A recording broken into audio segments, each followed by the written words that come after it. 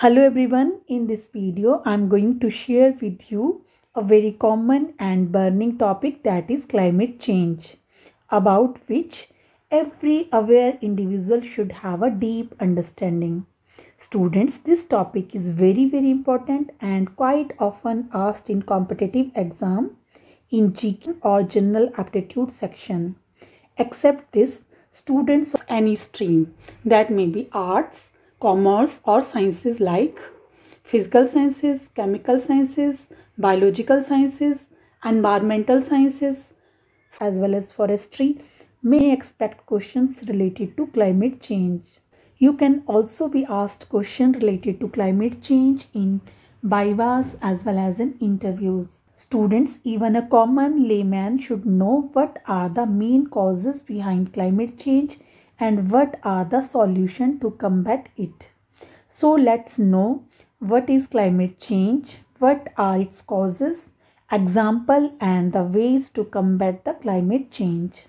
Let's start the topic by knowing meaning of the climate change. What makes the earth so unique in itself? If we say biologically, it is life in the form of a cell. Philanthropically, it is a human figure. And scientifically, it is a protective shield around the earth in the form of atmosphere. These three views clearly reveals a close connection between man's existence and atmosphere. And in present scenario, if anyone is unaware about ozone hole and global warming, then he must need to brush up knowledge of his very own existence. We as a human being are responsible for excessive emission of greenhouse gases, which by greenhouse effect warm up earth atmosphere and convert it into a hot air balloon, which is growing year by year, resulting into global warming.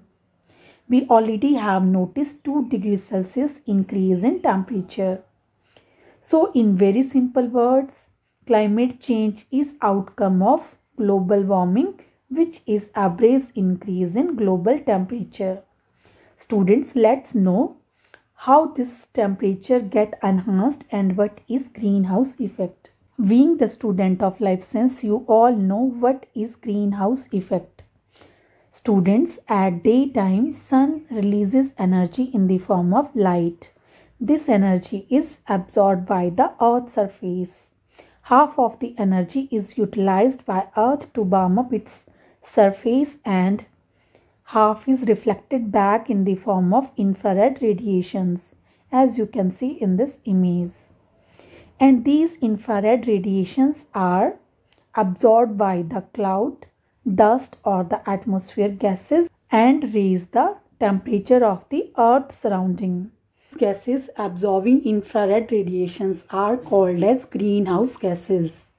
And students, without greenhouse effect, earth average temperature would be minus 16 degrees Celsius. And at this temperature, you can't imagine life on earth. So greenhouse effect is very important to maintain earth temperature for the survival of the life. But when their emission increases beyond the certain limit, then they cause excessive warming of the earth atmosphere. That is the reason of greenhouse effect or enhanced greenhouse effect, which result into global warming. So greenhouse effect as such is not problem, but excessive emission of greenhouse effect due to human activities is the main reason behind global warming. Students, let's know what are the gases which are responsible for the greenhouse effect and how their concentration increases after post-industrial era. Students, you can see that main greenhouse gases are carbon dioxide, methane, chlorofluorocarbon, ozone and nitrous oxide.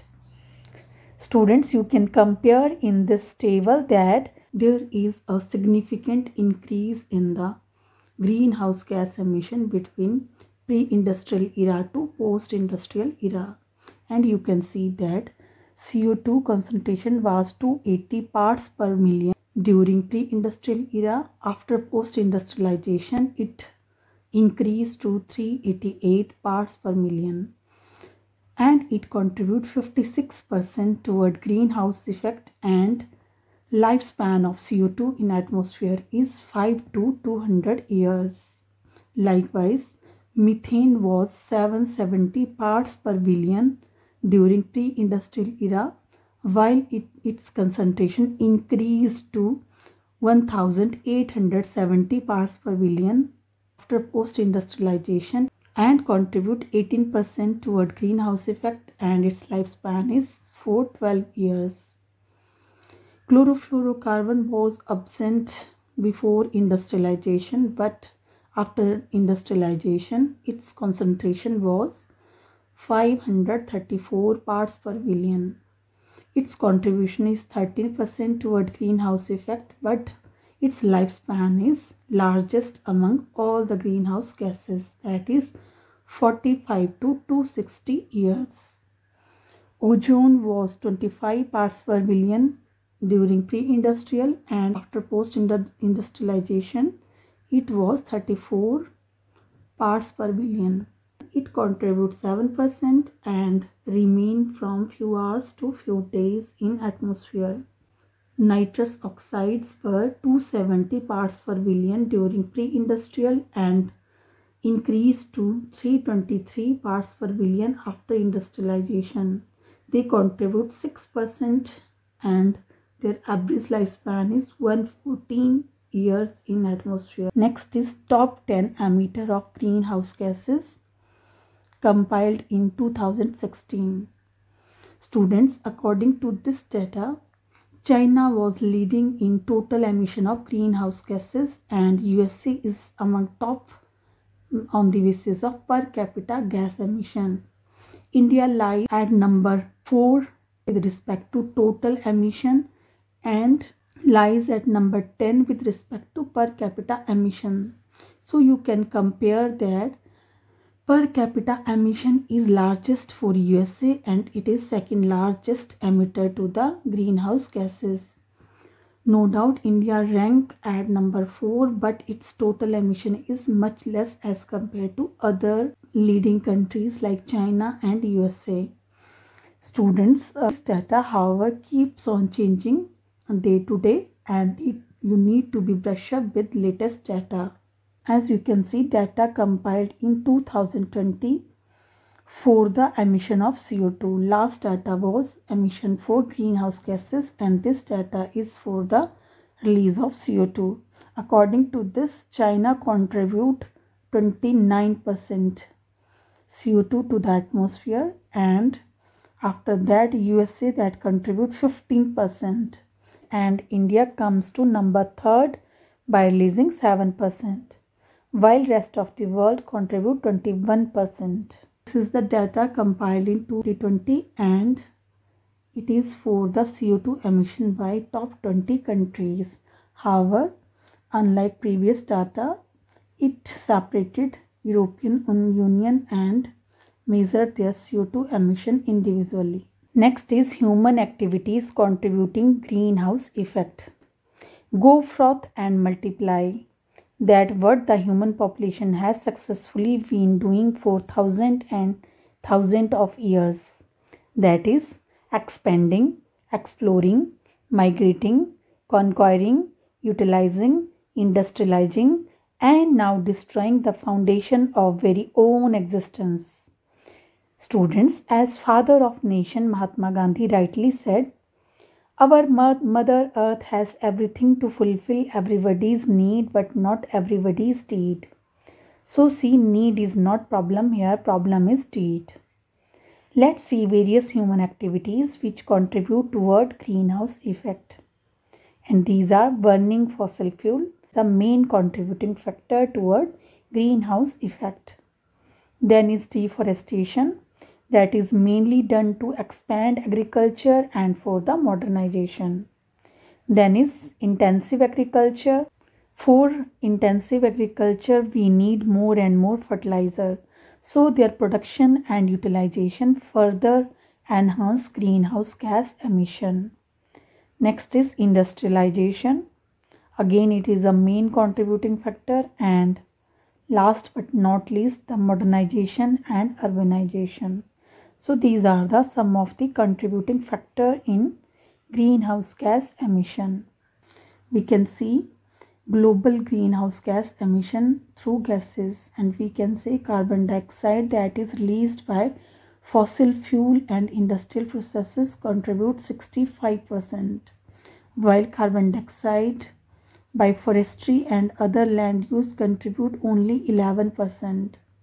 Methane contributes 16% and nitrous oxide contributes 6%. This is the share by the gases toward greenhouse gas emission. Next is global greenhouse gas emission by economic sector. We can see here electricity and heat production that will contribute 25% of CO2 or greenhouse gas emission toward the atmosphere. Agriculture, forestry and other land use contribute 24%. Buildings contribute 6%. And transportation contribute 14%. Industry alone contribute 21%. And other energy appliances, they contribute 10%. This is the global greenhouse gas emission by economic sector worldwide. Students, let's know what are the effects of global warming. International Panel for Climate Change indicate that average global surface temperature will rise 1.1 to 64 degrees Celsius during the 21st century, and that will lead to polar ice melting, which will further cause submerging of the coastal areas. And there will be altogether changed weather condition due to global warming, which will cause desertification because existing plants fail to survive or adapt to the changed weather condition. You can also expect mass extinction of flora and fauna. So ultimately there will be changed cropping pattern, and scientists need to do a huge amount of research to locate the plants which can survive in changed environmental conditions and contribute toward human food. All this will have adverse effect on human health, and all this will lead to migration of people from coastal areas to the other areas. Students, let's know some examples of the adverse effect of global warming. In 1984, Himalayan glaciers melted and average rate of melting was almost twice, that is 34 meter as compared to 19 meter in 1971. Which caused rise in sea level, and two islands and Sundarban submerged where tiger used to roam. This also affected crop and monsoon of surrounding areas. According to scientists, since 1989, glaciers in Himalayan region are retorting at average rate of 15 meter per year. So there will be total loss of central and eastern Himalayan glaciers by 2035. In May 2002, temperature raised to 53.9 degrees Celsius in South India, and it then caused several deaths. Bada Shigri in HP is retreating due to global warming, and it will further cause melting of the snow. Students, accept this, you can notice or experience global warming or climate change at your surrounding, because at this month of May we can see heavy snowfall in hills or continuous rainfall in the plains. You know very well, May used to be the month of extreme summers, but you can find spring like pleasant atmosphere at this moment. So all this is the result of climate change. Next is approaches to deal with global warming. Being the students of life science, you know very well the need of our is to use renewable source of energy. Sources which can be used again and again by present generation and next generation are known as renewable source of energy. So we need to seek or shift toward solar energy, wind energy, tidal energy, hydro energy, geothermal energy, nuclear energy, and bioenergy. Except this, we have to look toward carbon management in the form of CDM and carbon credit. CDM means Clean Development Mechanism, and it is possible through the carbon credit. Students, carbon credits are the permits which are given to release 1 ton of carbon dioxide by paying some monetary value. Means industries can emit CO2 by paying some monetary value, and one credit permit them to release 1 ton of CO2. Carbon credit can be generated by the farmers or any person who has land with them and who can plant such type of trees which can consume or sink more and more CO2 from the atmosphere. The rate of photosynthesis is measured by the satellite, and monetary value is paid to those farmers for generating carbon credit. Students, I myself worked for carbon credit in 2007 to 9 while I was working in a project that is Mid-Himalayan Watershed Management. In this project, we used to motivate farmers to generate or produce carbon credit by planting such type of plant which can do maximum photosynthesis in their waste area. Kerala is leading in production of carbon credit while Himachal is at number 2nd. Next way is to impose carbon tax. We can impose carbon tax on the vehicles or the industries or any source is contributed toward the greenhouse gas effect. Last but not least is adaptation in lifestyle to combat global warming. Students, we need to change or manage our lifestyle according to changed weather condition, and same time we need to look toward eco-friendly technology which we can utilize in our day-to-day life. What we can do is create awareness among youth. If we are able to create awareness among youth, it will be most remarkable step to combat global warming.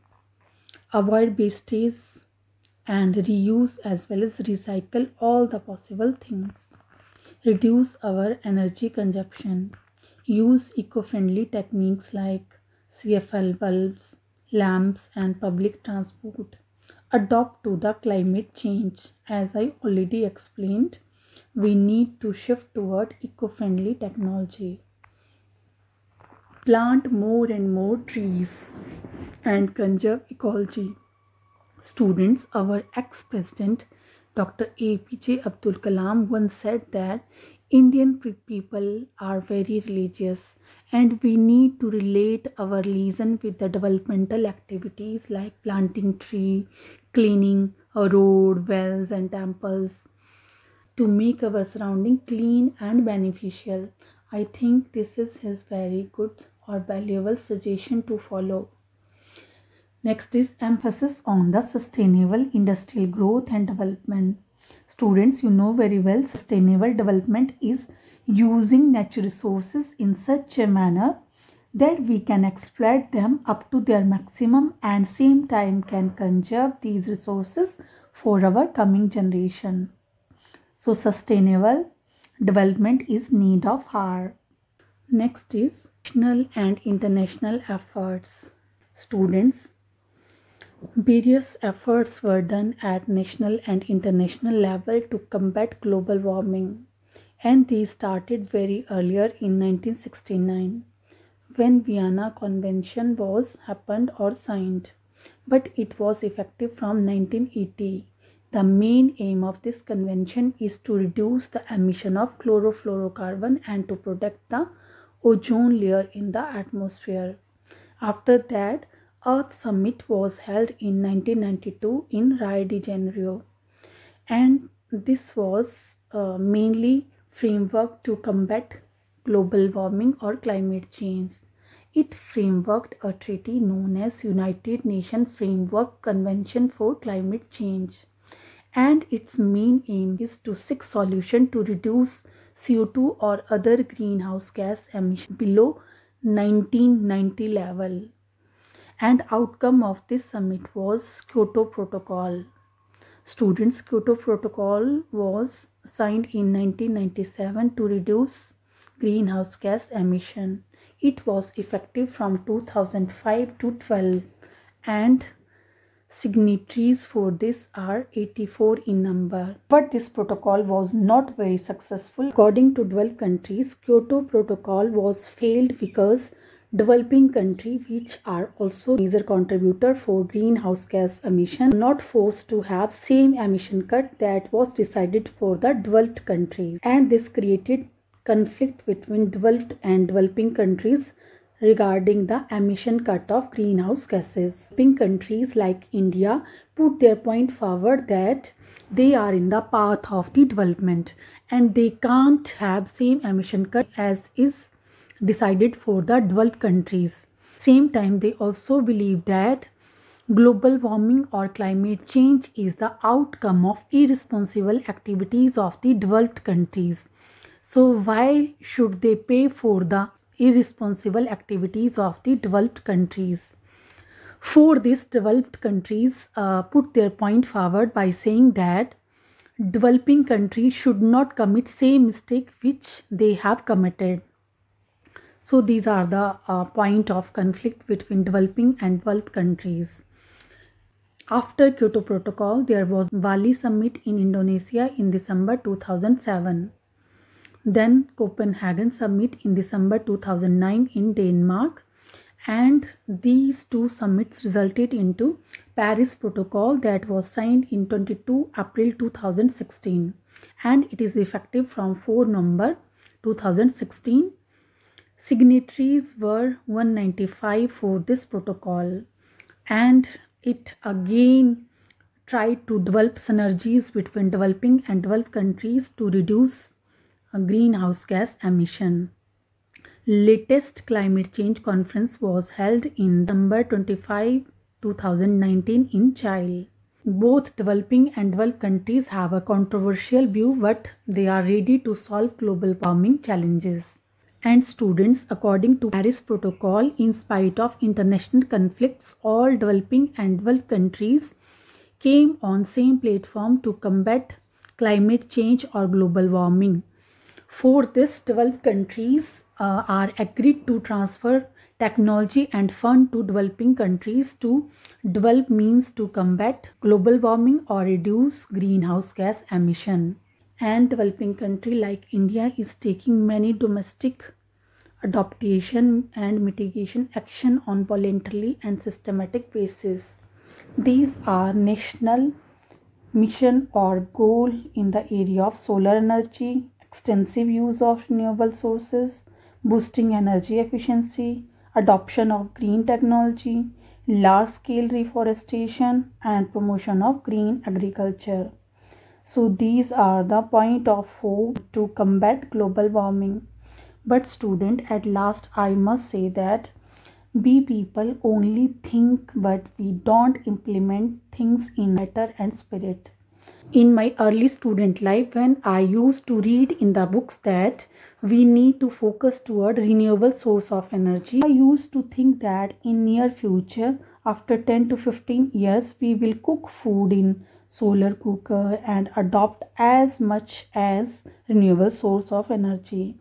But at present, being a teacher, I am again saying that we should focus eco-friendly technology, we should use solar energy. So we people only speak, we don't implement. So need of our is to implement all these ways to reduce greenhouse gas emission. So I request each and everyone to come forward, have faith and show commitment to save Mother Earth in letter and spirit. Students, that's all about this topic. I hope you understood. Thank you for listening.